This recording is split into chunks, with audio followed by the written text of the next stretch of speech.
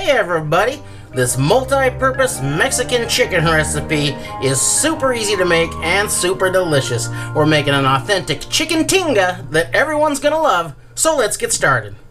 Let's take a look at the ingredients. And I'm making a pretty big batch here today because this is one of those things I like to make a lot of and then use over the next several days in different recipes.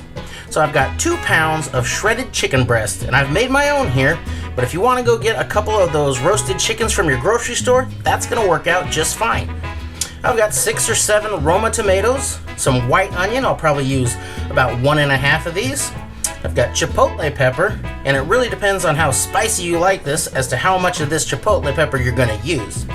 You definitely want some in there for the flavor, and after you've got that down, then you can just keep adding on it until you've hit the heat level that you want. Got a couple of cloves of garlic, got a teaspoon of Mexican oregano, and you could sub out regular oregano if you can't get this, and about a teaspoon of chicken bouillon powder. The first thing I'm going to do is to boil some boneless and skinless chicken breast, and you want to do it long enough in advance that it cools down enough for you to shred it. Now, you can of course buy boneless, skinless chicken breast, but you can generally save some money if you buy it with the bone in and the skin on and take that stuff off yourself. And it's real easy to do.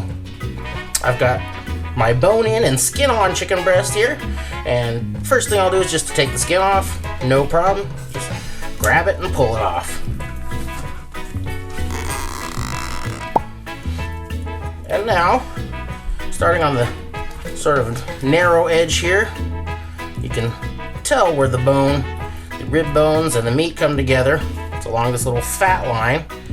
And I'll just tip it up and put my knife there. It's a sharp boning knife, and just run it right down the bone, keeping this side of the blade touching the bone. That way you won't lose any meat.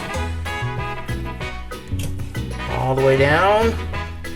And then on this joint here, I'll just cut right under that, turn the knife and come down, and I'll run into, right here, a little piece of the wishbone. Slide the knife down that, right to the tip of that wishbone piece, and then come back and pop that thing right off of there, carefully. And there, in all of 30 seconds or so, I've got my boneless, skinless chicken breast at about half the price of the ones that are already boned and skinned for you. And this stuff goes right into the stock pot, so that's another bonus. So I got a couple of quarts of water here, which I added about a tablespoon of salt for a little seasoning. I just stir that to dissolve.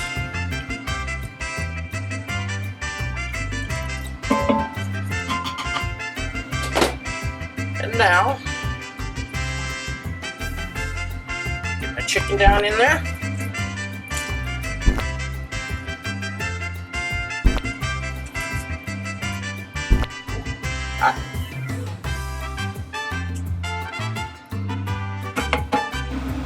Now this is optional, but I'm going to put in about a half an onion and a couple of bay leaves, and I'm doing it here because when I'm done with these chicken breasts, I'm going to take them out, and then I'm going to put those bones and skins in here and actually make some stock.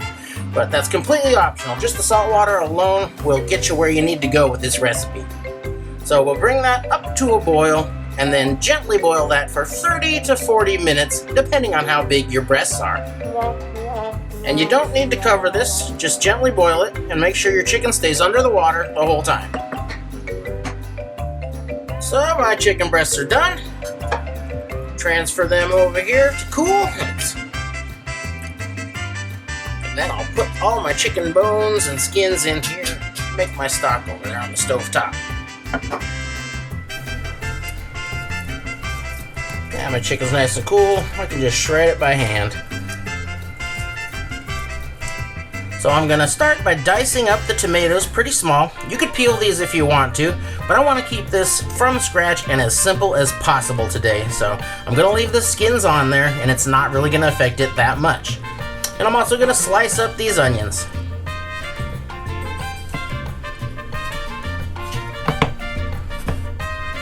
If you can only get canned diced tomatoes, go ahead and use them. Just drain off most of the liquid before you add them in.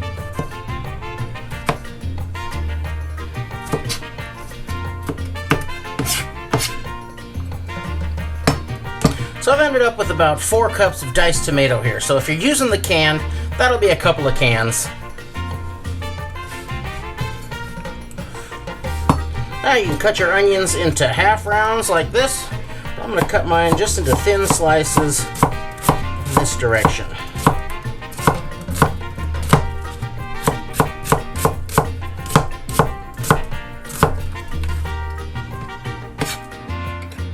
Alright, got my pan heating up. Get that to about medium heat. I'll add in a couple of tablespoons of cooking oil. Now once that gets heated up, we'll be right in with the onions.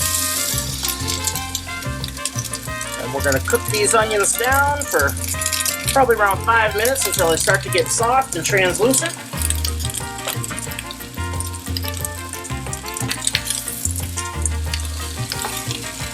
Get those with a good pinch of salt. And then we'll just keep those kind of moving around for a bit. There we go. These are getting nice and soft.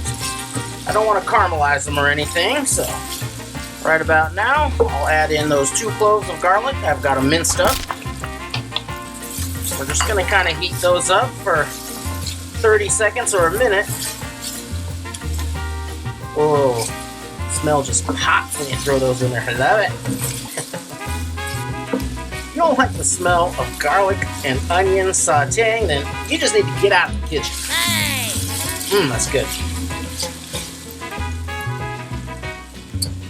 There we go, and now my garlic's all heated up. I'll go ahead and throw in all those tomatoes. I'll bump up the heat to get that cooking. Get that boiling. Another nice pinch of salt for the tomatoes. That looks pretty.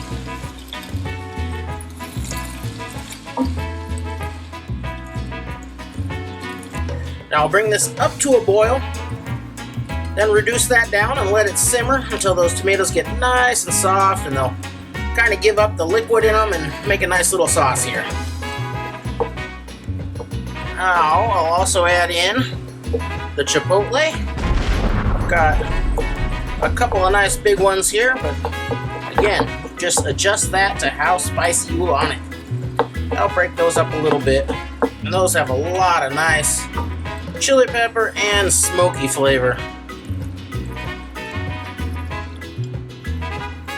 I'll put in the oregano, and I'll just kind of break it up a little bit. Those are pretty big leaves, so just get pinched, kind of grind them a little bit with just between my fingers. Now I'll just bring this up to a boil, and then I'll turn it down and let it simmer for a while until those tomatoes get real nice and soft. They'll give up a lot of the liquid that's inside of them and make a nice sauce down in here. I'll just stir this here and there. It's going to come together pretty quickly. Should probably only take 5 or 10 minutes. It's been about 10 minutes. Those tomatoes have cooked down into a nice sauce. I don't want to reduce that down too far because I want that chicken to soak up a lot of it. So it looks about right. I'll give it a taste now. Wow, it's real good. So now I'll bring in that bouillon powder. It's about a teaspoon. And that's gonna give it that umami. Mix that in. Got another taste. Oh yeah, just right. Now let's bring in the chicken. All right, let's get all that chicken down in there. I just want to keep stirring and cooking this over about medium heat. Get that chicken to soak up as much of that sauce as possible. And hopefully there's enough that it doesn't come out dry. But if you think like you don't have enough sauce in there, you could add a little bit of canned diced tomato, like I said, or even a little bit of tomato sauce. But I think this is going to be just about right today. So I'll keep stirring and cooking this for another 5 to 10 minutes. After about 10 minutes, this has soaked up most of the sauce, and it is ready to go. Ready for your Tinga tacos, your Tinga tostadas, Tinga burritos, Tinga nachos, Just get crazy with your Tinga.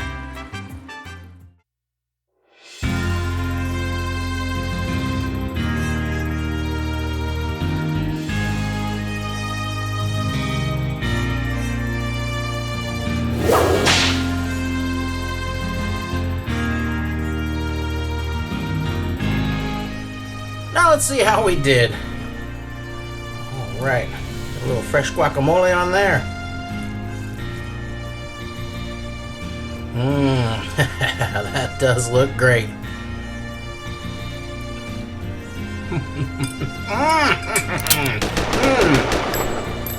Oh yeah, that's the stuff. It came out really well. It's not too wet and it's definitely not dry. I mean, if you're an onion hater, clearly this is not the dish for you. But those onions do give it a nice kind of sweetness, and there's a little tartness from the tomato, and the bite from that chipotle pepper is just perfect. Really good stuff. I can't wait to make some tacos out of this. Well, I really hope you try this one, and I know you're gonna love it. And if you do, please like and subscribe for more. Thanks for watching.